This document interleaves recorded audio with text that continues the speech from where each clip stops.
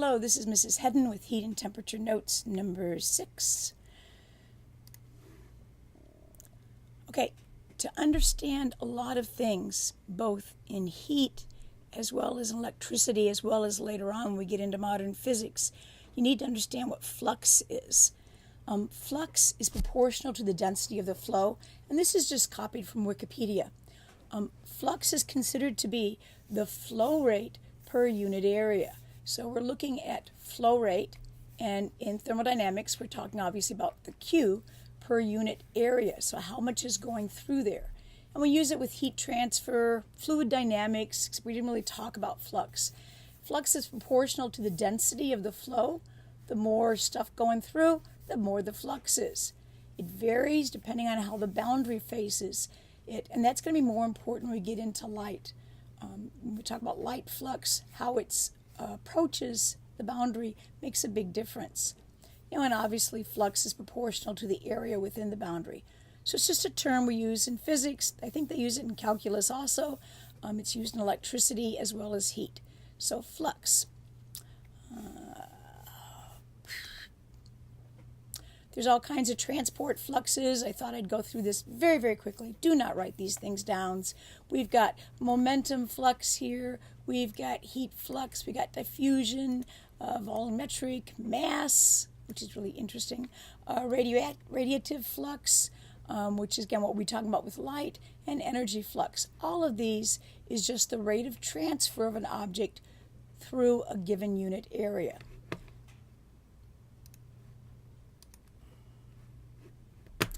Okay, so we're talking about heat conduction. And in conduction, we have this really neat formula, Q over T equals Ka T2 minus T1 over D.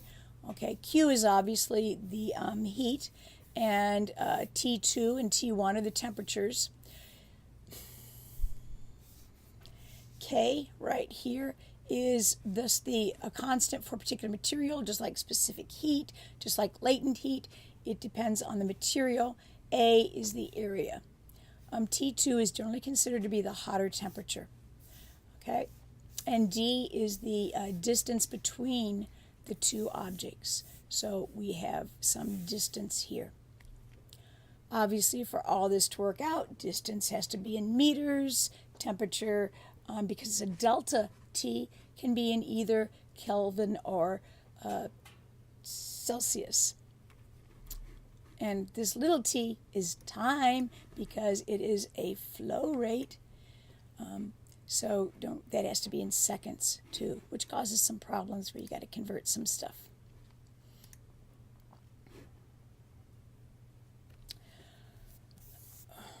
Let's see if I can do this with this newfangled pen thing. Okay, this right here, okay, Q, remember, is just like work. It's in joules. And we have joules over seconds, or work over time, which is, of course, power. So this heat transfer rate is really a power thing. And it's expressed in units of power, which would, of course, be watts. And those watts are small. It's a small unit. It tends to be shown up in... You'll often have seen R factor, if you ever talk about insulation for your house, or if you look at building houses, which I occasionally do. R factor is a pretty common term used around here and used in the building trade. R factor is simply the distance of the material divided by its K value. So different materials have different K values. Unfortunately, R factor, as we use it here in the United States, is not metric. It has really nasty units. It's in degrees Fahrenheit, it's in British thermal units, it's in feet squared for the area. It doesn't translate well. So when we talk about R factor, while you could theoretically calculate it as it's commonly used, and it is commonly used in the building trades, it just does not work well with metric system. An interesting thing is that convection is very, very slow as the distance gets smaller. So as distance between the two objects decreases, convection decreases a great deal. All right, so that's why fur, which has these very, very, very tiny pockets between it, is such a great insulator, has a large R factor, if you will, because the distance between the fur is very, very small. Likewise, down feathers, and feathers is really just another form of fur, kind of. Down has really good insulating quantities because the distance between it is very, very small. So as this distance decreases, the convection decreases. Likewise, if you have two window planes, so if you have new windows and they talk about having an insulating air pocket in between, the reason that insulates well is in part because this distance is very, very small. If, on the other hand, you have a fence and your house, theoretically that air pocket would also insulate, but the distance becomes so large, the convection becomes much, much bigger, and it does not insulate very well at all. Not good. So as distance decreases, convection decreases, increasing the insulating properties.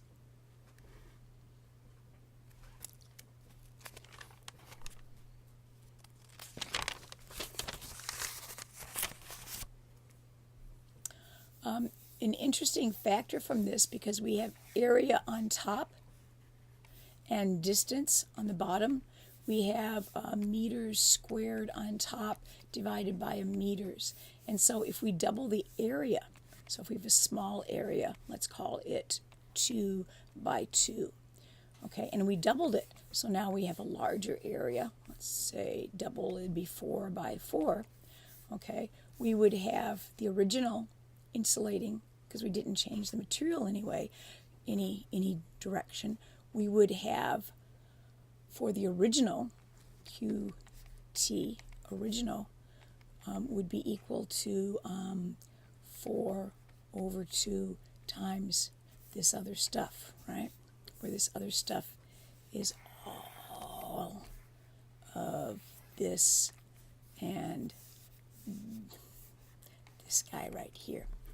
Okay, if, on the other hand, we double things, so the new Q over the T, so this prime means new Q over T, would now be equal to, let's see, 4 squared would be 16, and just over 4 times that original, whatever that original is.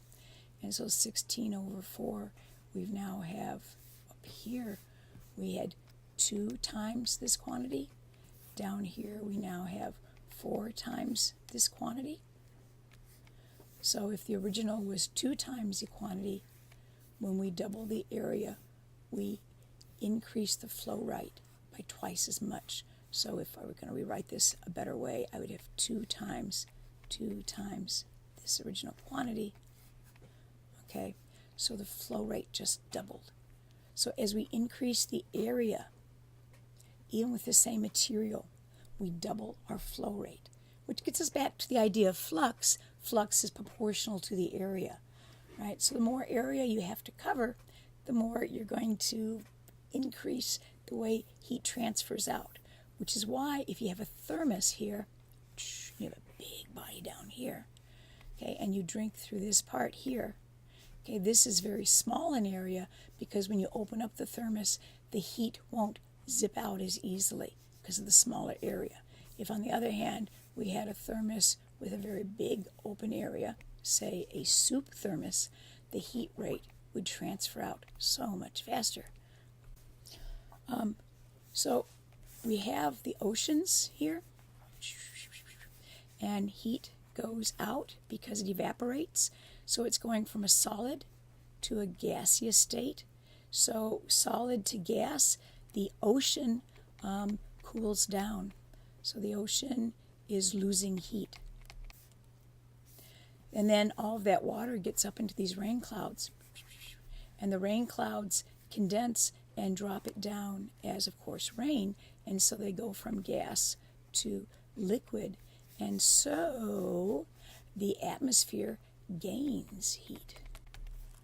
So as it rains, the atmosphere itself is going to be warming up. Not so much on a local scale, but overall on a big global scale, this is what's happening. The ocean is losing heat and getting cooler and gaining heat in the atmosphere, which is what drives all those heat convection currents. Our jet streams is all from this big convection thing happening between our ocean and our atmosphere. Same thing happens underneath the Earth's mantle, down below where you have lava, and magnum. It's actually magnum what's underneath the surface, transferring and causing convection, and that all transfers heat. At the very center of our Earth, we actually have nuclear reactions going on.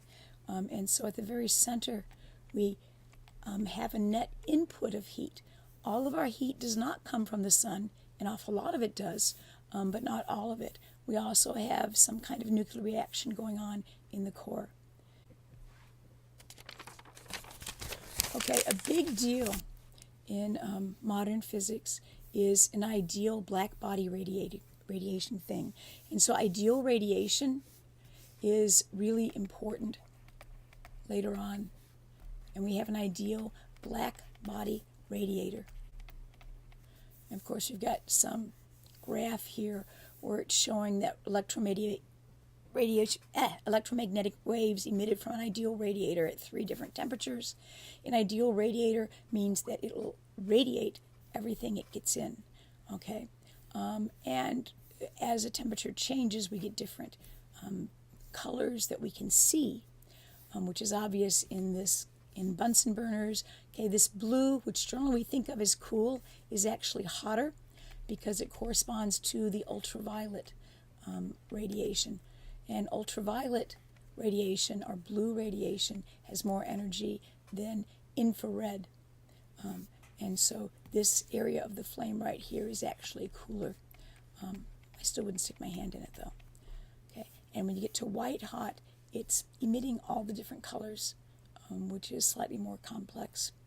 Okay, blue flames are much hotter than red flames. Which gets us to the Stefan-Boltzmann law of radiation, which gives us another flow rate, okay, another flux of heat, another power thing going on. Okay, this is through radiation. The other formula was for convection. This is for radiation. And the flow rate here is dependent upon the temperature to the 4th, which is really a big deal. A is still area. Sigma is a constant. It's a Stefan-Boltzmann constant. And like all constants, the units are made up so everything will work out. And E is a new idea called the emissivity of the object. Basically, we're looking at that ideal radiator. So an ideal radiator would have E equal to 1. A perfect reflector, because if you're not radiating stuff, you're reflecting it. A perfect reflector has an E equal to 0. So when we talk about a black body radiator or an ideal reflector, we're talking about emissivity being equal to 1. The Earth's emissivity is about 0.65. Okay, an ideal radiator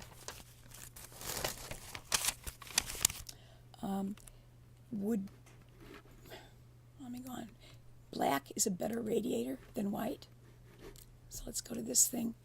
And so black comes closest to ideal radiator, and that's why they call the ideal radiator being a black body radiator. Interesting and somewhat confusing is that not only does a ideal radiator radiate best, so it emits more, it also absorbs more. And we know that. If you go out skiing and you want to stay really warm, you'll have a black coat on. If you go out in the summer and you want to stay really cool, you'll wear a white top. White, or silver in this case, has is what we call a good insulator or a poor absorber or a poor radiator.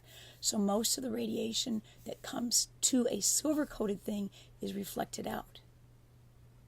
And interestingly, because this is kind of almost in backwards, almost counterintuitive, that means the silver-coated object will retain most of its heat.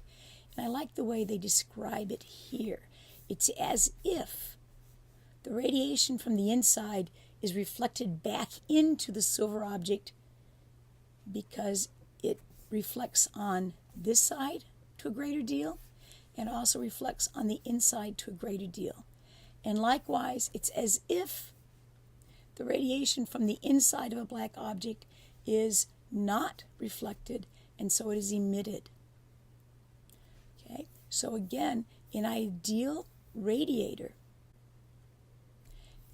absorbs most of the radiation coming into it and then radiates outside of it more. So the net rate of transfer of Q due to radiation, so now we're talking about Q net, and we're looking at a delta T. T1 is the temperature of the object, T2 is the temperature of the surroundings, and this E is for the object, and of course the A is for the object also. Okay, when T2 is greater than T1, so T2 is greater than T1, okay, because this delta T, we'd have T2 to the fourth power minus T1 to the fourth power. When T2 is greater than T1, then the rate of transfer or the flux of heat is positive. So Q over T, this flux, would be positive. That means that we go from higher temperatures to lower temperatures. Our heat transfers from hot to cold, which you know, okay? And that's considered to be a positive heat transfer rate.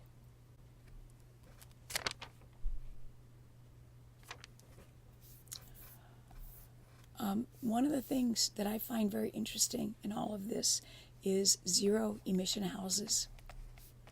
And zero emission houses are really starting to be more prevalent.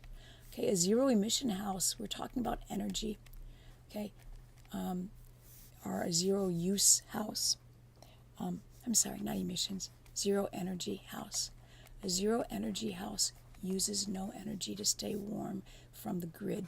It can be totally off grid, or it can be very, very minimal. There are houses that can heat themselves for a week on all the power supplied by a hairdryer. Okay, these are starting to become more prevalent. You can buy them. They cost a little more, but more and more contractors are starting to learn how to build these houses. To do this, they have to lower conduction. So they have to eliminate conduction between the inside of the house and the environment. They have to lower radiation, and they have to lower convection. And at the same time, for it to be a healthy house, you still have to have some airflow.